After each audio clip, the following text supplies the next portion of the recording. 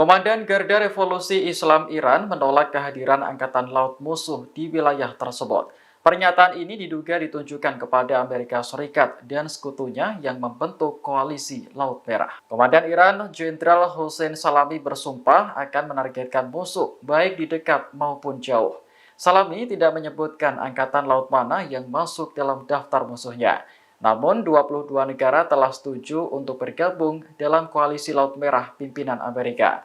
Koalisi tersebut dibentuk untuk melawan Houthi Yaman yang terus menyerang kapal-kapal asing. Dari 22 negara yang setuju, beberapa di antaranya sudah diumumkan ke publik. Misalnya Jepang, Singapura, Inggris, Australia, hingga Jerman. Salami menambahkan bahwa kehadiran musuh baik jauh maupun dekat sangat berbahaya, sebab dapat mengancam kepentingan nasional Iran maupun negara di sekitarnya. Saat ini Angkatan Laut Iran semakin kuat karena baru saja menerima kapal perang baru bernama Abu Mahdi. Kapal ini dilengkapi dengan teknologi penghindar radar yang canggih dan mutakhir. Download Tribun X sekarang, menghadirkan lokal menjadi Indonesia.